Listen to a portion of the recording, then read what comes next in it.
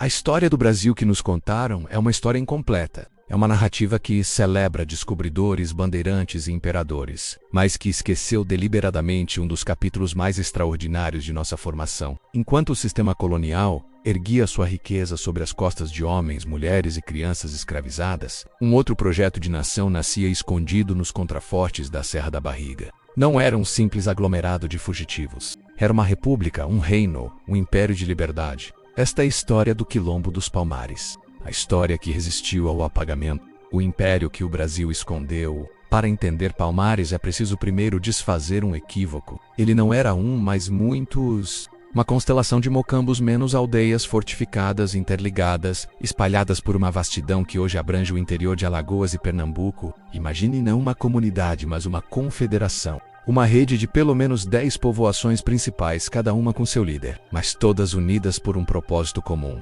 viver em liberdade. Em seu auge, no final do século XVII, estima-se que Palmares abrigou mais de 20 mil pessoas. Para se ter uma ideia da sua grandeza, o Rio de Janeiro, então capital da colônia, tinha na mesma época uma população de pouco mais de 30 mil habitantes. Palmares não era um refúgio, era uma metrópole africana no coração do Brasil colonial. E dentro dessa vasta rede, a capital, conhecida como Cerca do Macaco, era algo de monumental para a época. Um complexo urbano que se espalhava por quilômetros, protegido por uma intricada teia de paliçadas, fossos, armadilhas e estreitas passagens que só os iniciados conheciam. Lá dentro, a vida pulsava. Palmares era autossuficiente. Cultivava tudo o que precisava para se alimentar: milho, mandioca, feijão, banana, cana-de-açúcar. Possuía oficinas de ferreiros que forjavam ferramentas e armas, tecelões que criavam tecidos e um sistema de troca e comércio interno que sustentava sua economia. Era em todos os sentidos um estado soberano. Mas a grandeza de Palmares não estava apenas em sua estrutura, mas em sua alma. Era uma sociedade plural, um verdadeiro cadinho de culturas. Para lá não corriam apenas africanos escravizados. Fugiam também indígenas explorados pela colonização,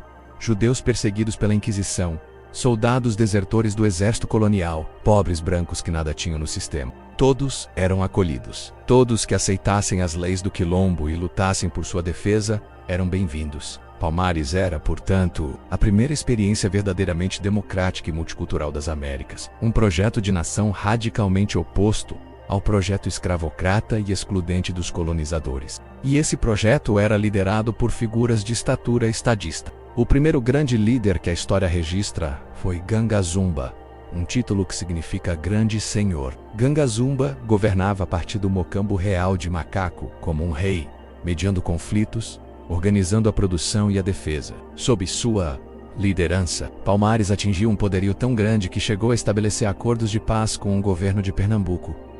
Temendo o poderio quilombola, chegou a oferecer a liberdade para todos os nascidos no Quilombo, em troca da devolução de fugitivos recentes. Foi um momento crucial, um reconhecimento tácito de sua soberania. Mas foi com Zumbi que Palmares atingiu sua expressão máxima de resistência. Zumbi, nascido livre em Palmares, mas capturado e escravizado ainda criança, conseguiu fugir e retornar. Ele era mais do que um guerreiro, era um estrategista militar brilhante e um símbolo vivo da inflexível vontade de ser livre. Diferente de Gangazumba, que buscava uma coexistência possível, Zumbi defendia a resistência total e irrestrita. Sua liderança galvanizou o Quilombo para uma guerra de sobrevivência sem tréguas. E a guerra veio. Durante quase um século, Palmares resistiu a mais de 50 expedições militares. Primeiro contra os holandeses durante a invasão. Depois, e mais ferozmente, contra a coroa portuguesa, que via na existência daquele reino livre um perigoso exemplo que poderia incendiar toda a colônia. Nada dava certo contra as táticas de guerrilha dos palmarinos,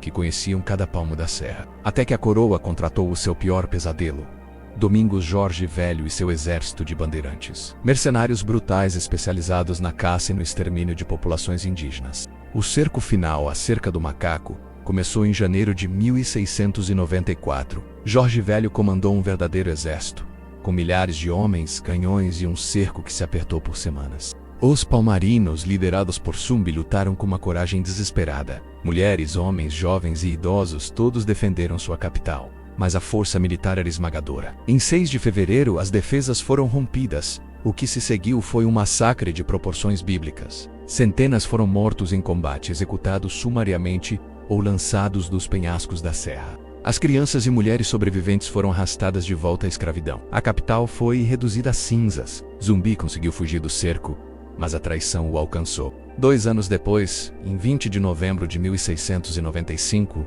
ele foi surpreendido em seu esconderijo, capturado e degolado. Sua cabeça foi salgada e levada para Recife, onde foi exposta em uma praça pública. O objetivo era claro: acabar com o símbolo, matar a lenda de que Zumbi era imortal. Acreditavam que, decapitando o líder, decapitariam o sonho, mas eles estavam redondamente enganados. A semente plantada por Palmares era indestrutível. O sonho de liberdade que eles viveram por quase 100 anos não poderia ser apagado com fogo ou sangue. O 20 de novembro, o dia da morte de Zumbi, tornou-se o Dia da Consciência Negra, um marco nacional de resistência. A luta dos quilombolas por suas terras e seus direitos é o mesmo legado sendo escrito no presente. Palmares não foi um parêntese na história, foi a prova concreta de que um outro Brasil sempre foi possível. Um Brasil plural, livre e soberano. A história tentou esconder Palmares no porão, mas seu tambor nunca parou de ecoar. E hoje, ele ressoa mais forte do que nunca. Palmares vive, não como uma lembrança distante, mas como um projeto inacabado de liberdade que segue inspirando gerações. Esta é nossa herói escondida, nosso orgulho silenciado, nossa dívida histórica que precisa ser reconhecida. O maior império brasileiro do século XVII não foi construído por colonizadores. Foi conquistado por aqueles que ousaram sonhar com a liberdade. Se esta história te emocionou, se te fez enxergar o Brasil com outros olhos, você não pode ficar de fora desta jornada. Esta é apenas parte da nossa série sobre as histórias que não nos contaram. Inscreva-se agora no canal e ative o sininho para não perder os próximos episódios. Deixe seu like para fortalecer este conteúdo e fazer com que mais pessoas conheçam esta história. Comenta aqui o que você nunca aprendeu sobre Palmares na escola. Compartilhe este vídeo com a hashtag PalmaresVive. Vamos levar ao topo das redes a história que não pode ser calada. Juntos podemos reescrever a história. Um like, um comentário, um compartilhamento de cada vez.